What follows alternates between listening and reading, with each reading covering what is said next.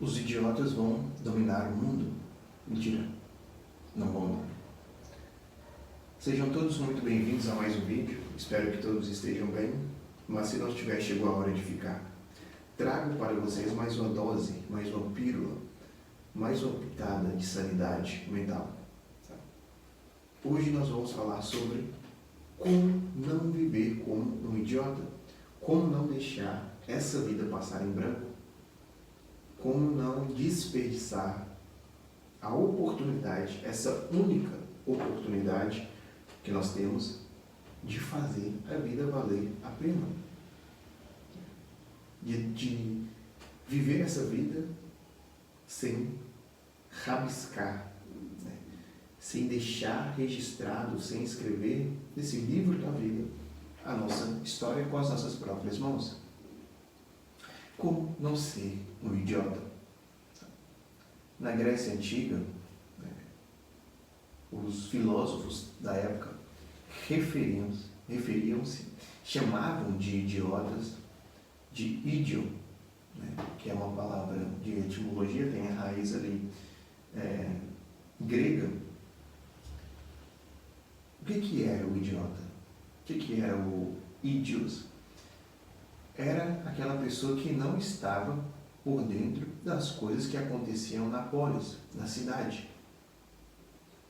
A pessoa que vivia ali no seu mundinho, voltada só para si mesmo, preocupada só com os seus problemas, só com as coisas que afetavam a ela. E ela não tinha uma preocupação de como estava ali o andamento da cidade. Não era envolvida com a política, não era envolvida com nada que não tivesse relação com ela mesma. Então, essa pessoa era chamada de idiota. Então, idios significa pessoal ou privado. A pessoa que é voltada só para si. Ela é fechada em si, ela é privada. Ela é muito pessoal, é muito eu. Então, essa pessoa era considerada idiota. Então, para que a gente não tenha uma vida desse modo, para que a gente não seja um idios, um idiota, nós precisamos expandir a nossa visão. E não olhar só para as coisas que nos acontecem, só para os nossos problemas, mas começar a partir de hoje a expandir a nossa visão. Vamos imaginar o seguinte: você está numa estrada e de repente aparece ali na sua frente, um muro gigante de concreto, uma pedra, uma parede enorme. E aí, como você é essa pessoa privada, é só voltada para o eu, para o pessoal, ou seja, é o centro da sua própria vida, você é o centro da sua própria vida, você orbita em volta de você mesmo. Você é essa pessoa idiota. Melhor dizendo, você é essa pessoa idiota. E aí aparece ali essa grande muralha na sua frente. E você, como um belo idiota, como uma pessoa que só tem uma visão, uma pessoa que não consegue expandir essa visão, o seu imaginário, você é voltado só para você mesmo, você vai ficar ali insistindo e dando um murro em ponta de faca e tentando derrubar essa parede imensa com um martelo. Bem, você pode conseguir, mas isso vai levar anos. Nem você vai perder um tempo absurdo. Mas como você é essa pessoa idiota, que não se preocupa com as coisas que acontecem, que não se preocupa em ouvir conselhos de outros, você vai ficar ali, tentando martelar essa pedra, essa muralha, com um martelinho. E aí o que vai acontecer? Você vai perder um tempo absurdo ali, talvez nem consiga ultrapassar essa barreira e vai ficar jogado ali. Então, para que você deixe de ser idiota, para que você deixe de ser essa pessoa voltada para você mesmo, primeiro, é necessário que você rompa, faça um distanciamento do orgulho. Tá? Porque o que o orgulho faz com você? Por que o orgulho faz de você um idiota? Porque é o seguinte, tem essa muralha. E primeiro, você não vai, bem, veja essa muralha como um problema. Né? Qualquer problema que você enfrenta, seja ele no relacionamento, aí, no casamento, seja ele pessoal, seja ele na vida espiritual, seja ele financeiro, veja esse desenho, esse símbolo da muralha como um problema da sua vida. E aí você quer vencer esse problema sozinho. Você quer passar por esse problema sozinho, por quê? Porque você é idiota, você é orgulhoso. E aí você não vai pedir ajuda a uma outra pessoa. Tá? Talvez essa outra pessoa tenha um martelete que é melhor do que um martelo. Talvez essa outra pessoa tenha um trator que é melhor do que um martelo e do que um martelete. E aí você não vai pedir ajuda, porque você é muito orgulhoso, você vai ficar lhe dando burro em ponta de faca. Porque você não quer pedir ajuda a uma outra pessoa. Então, primeiro, para que nós possamos deixar de sermos idiotas, é necessário vencer esse orgulho, passar por cima desse orgulho. É necessário que a gente também tenha a capacidade de explorar outros caminhos. Então, se aparece uma dificuldade na minha frente, e aquilo começa a tomar o meu tempo, começa a me estressar, começa a me deixar irritado, começa a me deixar triste, o que eu faço? Eu tento buscar um outro modo de resolver esse problema. Eu tento ir por um outro caminho. Eu tento dar a volta, eu tento contornar, eu tento buscar uma outra ferramenta para vencer essa dificuldade. E isso aqui faz parte também do autoaperfeiçoamento, de um autoconhecimento. Porque se eu peço ajuda a uma outra pessoa, tá? Nesse livro aqui do Rudolf Allers, Autoaperfeiçoamento, Teoria e Prática, ele fala o seguinte, olha,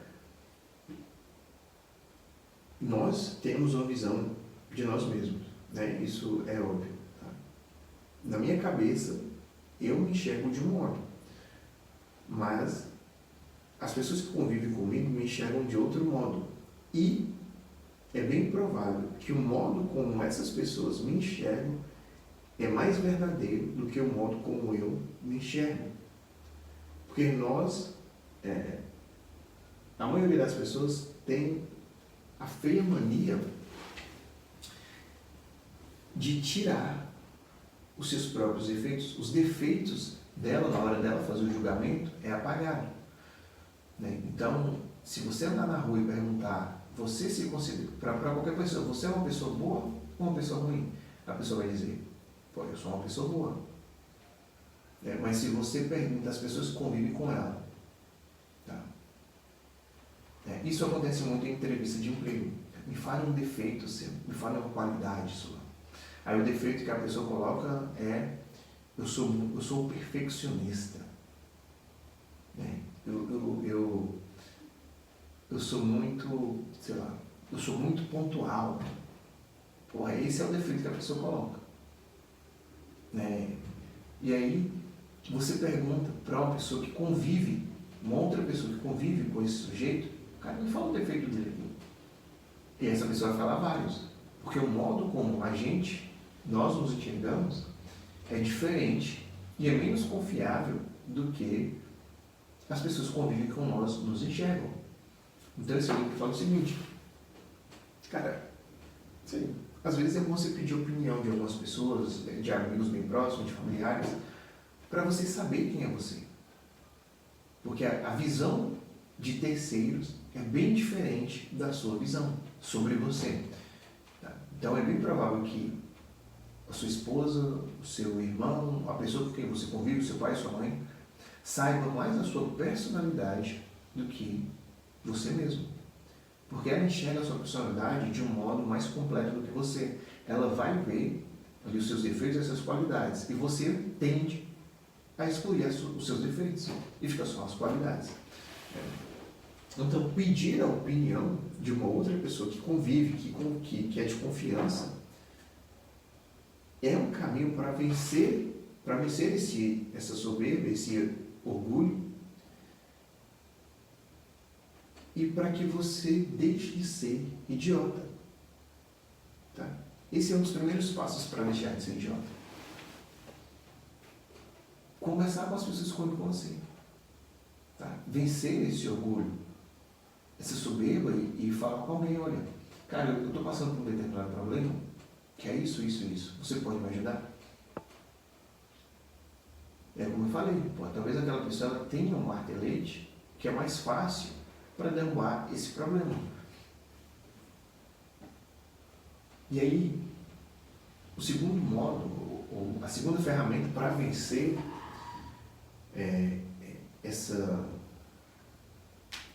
esse idiota que habita em nós é a expansão da consciência, a expansão da inteligência.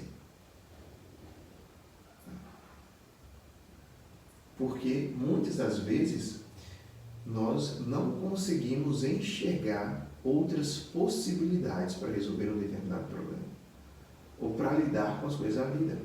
Então, como que eu fico mais inteligente? Como que eu expando a minha consciência, o meu imaginário? Com isso aqui, com livros, anotações, com biografias de pessoas que viveram uma vida séria, com livros livros de literatura, livros clássicos, leituras clássicas, com bons filmes. Tem um filme, O Pior Vizinho, se eu não me engano, com Robin Williams. O Pior Vizinho, acho que é isso. O Pior Vizinho. Enfim, o cara lá, a esposa dele morre e ele quer dar um fim na vida dele. E ele tenta, ali de todo modo, dar um fim na sua vida. E sempre que ele está tentando fazer isso, aparecem os vizinhos lá e, de forma despretensiosa, livra ele dele mesmo. E aí, ele é esse idiota que eu estou falando, e que muitas vezes nós somos. Porque ele se fechou ali, a esposa dele morre, e ele se fecha ali naquele mundo e não consegue ver uma outra forma de resolver aquele vazio, aquele problema, senão tirando a própria vida. Ou seja, ele se tornou idiota, se tornou essa pessoa privada, essa pessoa pessoal, essa pessoa que só olha para dentro de si. E aí, como que ele vai se despertar e vai sair desse ídios, como ele vai sair disso? Quando seus vizinhos aparecem e começa a pedir a ajuda dele. E ele começa a sair de si e começa aos poucos a ajudar e servir esses vizinhos. Veja que interessante. Ele deixa de ser idiota quando ele se abre a outras possibilidades. Quando ele sai de si e percebe que existe. Quando ele começa a se preocupar com a polis. Entende? Quando ele começa a se preocupar com as outras vidas que estão ao seu redor. E aí ele deixa de ser idiota. Então, deixar de ser idiota é sair de si e ir em direção ao outro. Deixar de ser idiota é entender que existe o meu eu, ou seja, existe a minha pessoa, existe o meu mundo, existe o meu eu, e existe outros eus.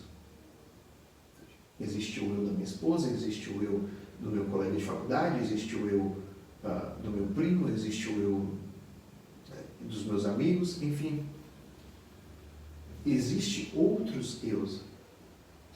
E eu começo, eu deixo de ser idiota quando eu começo a servir esses outros eus. Quando eu me coloco à disposição para ajudar esses outros eus, de algum modo, resolver os problemas que aparecem. E aí eu deixo de ser idiota. E aí você deixa de ser idiota. Tá? Então, o caminho para deixar de ser idiota e para não viver essa vida como um idiota, como não viver essa vida como um idiota, é me colocando o meu eu, a minha pessoa, em preocupação com as outras pessoas que estão à minha volta e tentando fazer da vida dessas pessoas uma vida mais fácil. E aí eu deixo de ser idiota.